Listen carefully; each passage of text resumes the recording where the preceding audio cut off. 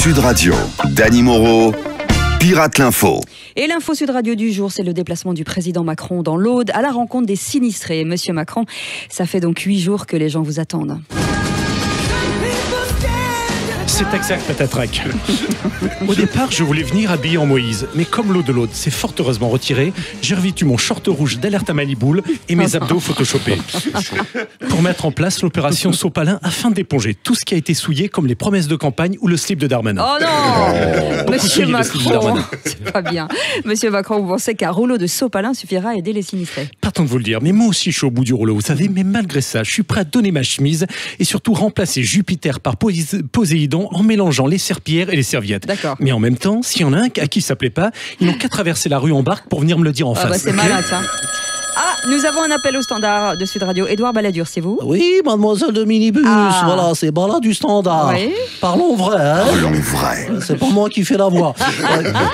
C'est pour une annonce urgente. Le propriétaire du canapé immatriculé BZ11HS, garé depuis une semaine sur la place de la mairie de Cucugnan, est prié de le déplacer. Voilà, merci. N'importe quoi.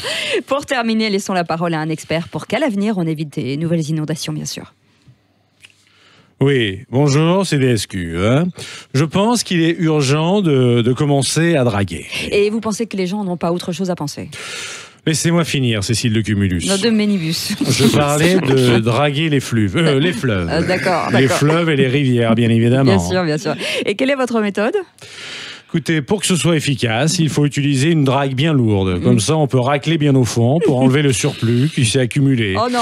Vous savez, le plus important, c'est que le lit de la rivière retrouve sa profondeur naturelle. Et moi, croyez-moi, qu'en profondeur de lit, je m'y connais. Oui, ça on le sait. Merci beaucoup. Marc-Olivier Fogel, en exclusivité ce matin, vous accueillez sur votre divan l'homme au cœur de toutes les polémiques, c'est Jean-Luc Mélenchon. Jean-Luc Mélenchon, bonjour. Est-ce que cette façon de vous mettre constamment en colère, ce n'est pas une manière de redonner la parole à la tête de mule en couche-culotte qui sommeille en vous et qui pissait encore au lit à l'âge de 12 ans pour contester l'autorité de sa maman? Oh, ça va, oh. Je m'énerve pas, les gens. Je travaille juste ma respiration en expulsant toutes les mauvaises toxines dans la tronche de ceux qui m'emmerdent, voilà. D'accord. Alors, si vous étiez énervé, ça donnerait quoi? Espèce de sac à débris journalistique. Comment tu sais que je pissais au lit, hein? C'est encore Mediapart qui a envoyé les draps de mon plumard d'adolescent boutonneux au labo du FBI, hein? Ok, couchez Jean-Luc, couchez, tout doux. Bon, mais cette volonté de vous soustraire à la justice, ça révèle quand même un peu de schizophrénie, non? Mais dites-le. Attendez. Ouais, dites tout de suite que je suis un peu toc-toc, voire carrément un gros taré mental comme la mère Le Pen, hein? Je te confirme, Jean-Luc. Fiche le camp de ma tête, toi, hein? Je suis pas plus schizophrène que je suis innocent. Cette perquisition, c'est une cabale. On cherche à m'atteindre, moi, Jean-Luc Fillon. Ah, vous avez entendu la Marco, sa voix a encore changé. Jean-Luc, Mediapart prétend aussi que vous tapez votre conseillère en com, Sophia Chikirou. Oh. Ouais, y a pas plus de Chikirou que de Chicoré, hein?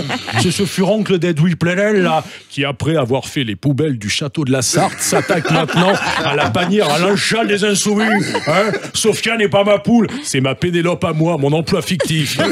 Alors, Je professeur... couche, moi. C'est plus où il habite. Alors, professeur Fogiel, quel est votre diagnostic? Eh bien, Cécile, je pense que Jean-Luc est un pervers égo-narcissique à tendance paranoïaque qui se victimise. C'est donc bien le syndrome du Calimero. Ouais. Voilà, et ça fait 300 € en cash. Ah hein. oui, quand même. Hein. Ouais, de toute façon, c'est toujours sur moi que ça tombe, les embrouilles. Hein. C'est vrai que ça, c'est vraiment trop injuste. Mon hein, voilà. pauvre Calimero. Et on termine par le mot de la fin avec Régis Laspalès. Contrôleur Régis Laspalès. Pardon. Mais merci de préciser la nuance. C'est vrai. Il paraît qu'à la SNCF, un concours récompense en chèque cadeau les agents qui dressent le plus de contraventions. Et il y a beaucoup de fraudeurs dans le train. Ouais, en 1 heure ce matin, j'ai déjà collé 40 amendes. Ouais, 40 fraudeurs, mais ouais. c'est énorme. Non, c'est un seul, mais je l'ai verbalisé 40 fois. Ah ouais, c'est pour compenser toutes les fois où j'ai pas pu l'aligner parce qu'il y avait grève. Ouais, c'est pas parce que les trains ils restent à quai qu'il faut pas composter son billet. Sinon, moi, je verbalise. Ouais, ici, on plaisante pas avec les amendes. Regarde celui-là, là, le Patrick Roger, il est 8h28, il a toujours pas fini son sandwich SNCF de 8h12. Je le verbalise. Ouais, à la SNCF, on cautionne pas le moindre retard du trafic intestinal. Mais Ouais. dites donc, mais c'est des pratiques totalement abusives, ça. C'est vous qui voyez, hein? Et quand les voyageurs sont en règle? Ah ben, il y en a qui ont essayé d'être en règle, Ouais. ils ont quand même eu des problèmes. Ah bon? Ouais. Ouais, parce que le voyageur qui a bien acheté et composté son billet, Ouais. mais moi je le verbalise quand même Mais pourquoi à titre préventif. Ouais. Ah, mais croyez-moi, moi je fais pas ça de gaieté de cœur. C'est juste qu'avec les chèques cadeaux, mes gosses vont passer un joyeux Noël. Ah. Alors allez-y, continuez à frauder. SNCF, à nous de vous faire préférer le covoiturage. Merci Dany Moreau. J'adore Régis Laspalès. Et on vous retrouve bien sûr en podcast sur sudradio.fr. Il est 8h29. 5h10.